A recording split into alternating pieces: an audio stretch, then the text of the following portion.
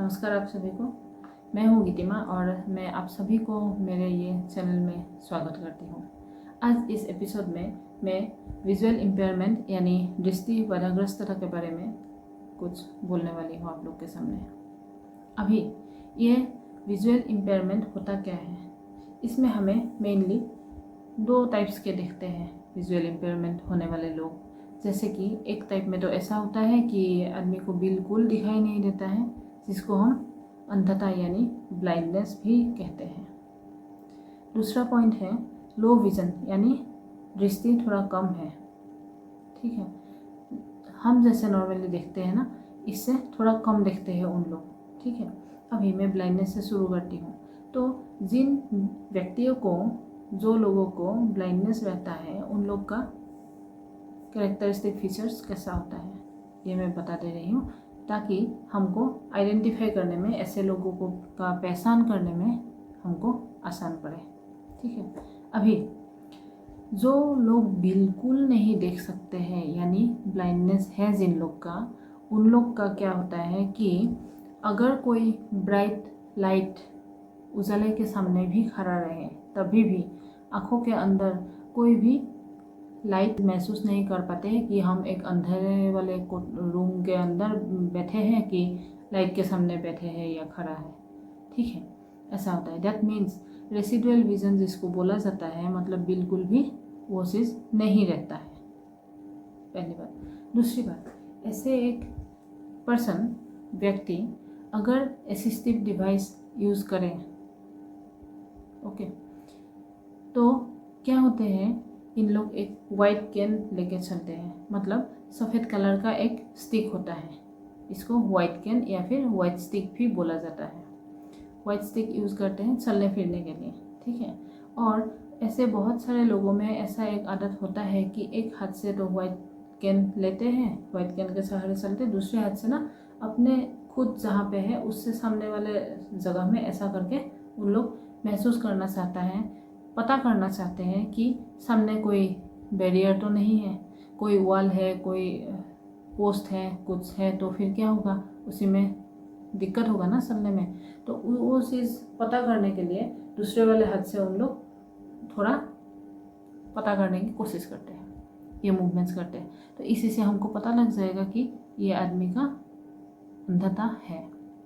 Next, अगर school going बच्चों में हम देखें तो क्या होता है, ऐसे बच्चों को ब्रेल स्क्रिप्ट्स में यानी ब्रेल में लिखा हुआ बुक्स देके पढ़ाया जाता है। ब्रेल ऐसा एक लैंग्वेज है जो हम हाथ से छू के, टच करके हम पढ़ सकते हैं। ठीक है, अल्फ़ाबेट के हिसाब से, हर एक लेटर के हिसाब से ब्रेल ऐसे बना हुआ होता है, तो उसी से ऐसे बच्चों को पढ़ाई कराया जाता है। ठीक है, तो ऐसा होता है। नेक्स्ट, ऐसा लोगों को हम अगर देखें तो क्या देखेंगे, जो आईबॉल है ना, आईबॉल जो है आँख का जो गोल ये वाला है ना, तो आईबॉल टोटली वाइट, पूरा ही पूरा सफ़ेद दिखता है। तब हमको पता लगता है कि that person is having blindness, उनका अंधता है। और कभी कभी क्या होता है, कोई कोई लोगों का ये जो आईबॉल है बिल्कुल डेवलप ही नहीं होता है, मतलब आईबॉल होता ही नहीं है, बस आईलिड से बंद रहता है। ठीक है, ऐसा अगर दिखे तो हमें पता लगेगा कि वो आदमी का अंधता है। ठीक है, अभी ये जो अंधता है, अंधता होने का बहुत सारे कारण होते हैं, कॉजेस, और ऐसे कॉजेस में आता है cataract, glaucoma, river blindness, trachoma, uncorrected refractive error, ऐसा बहुत सारे कंडीशंस आता है। ये तो थोड़ा कंडीशंस मैंने बता दिया, 2-4। ओके, ये कंडीशंस के चलते क्या होता है, ब्लाइंडनेस यानी अंधता हो सकता है। अब दूसरा कैटेगरी में हम आते हैं, तो दूसरा कैटेगरी क्या है, लो विजन यानी दृष्टि का थोड़ा कम देखते हैं, मतलब देखने में थोड़ा प्रॉब्लम है। हम जैसे देखते हैं नॉर्मल लोग, जितना डिस्टेंस से हमको देखने को मिलता है, जितना दूरी से हमें देखने को मिलता है, ऐसे लोगों में वो थोड़ा डिफ़िकल्टी आते हैं, दिक्कत आते हैं।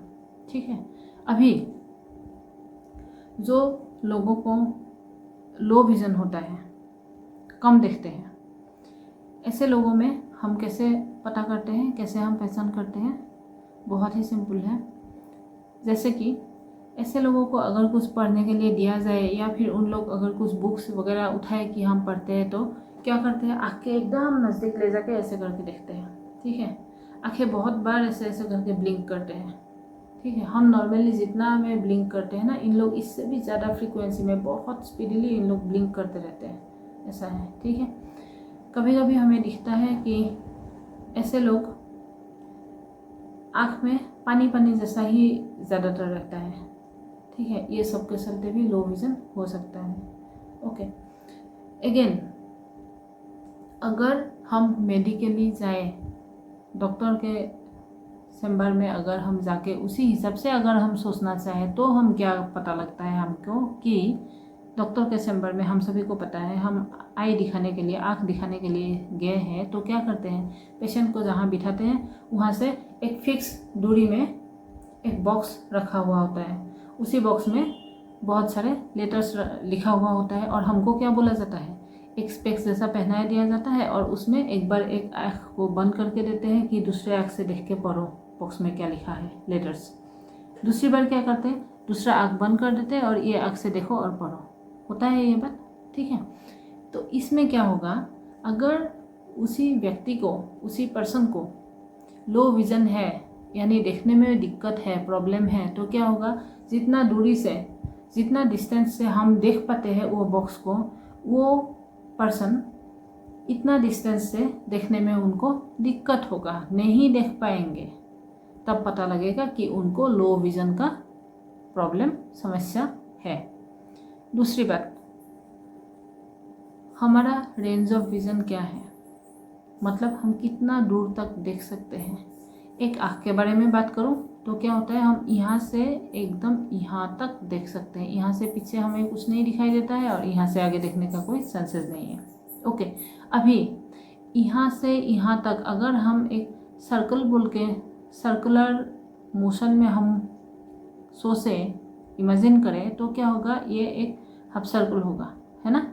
हाफ सर्कल जब होगा तब हमको पता लगता है कि अगर एक पूरा सर्कल होता है तो उसमें कितना डिग्री रहता है, 360 डिग्री बोल के हम बोलते हैं।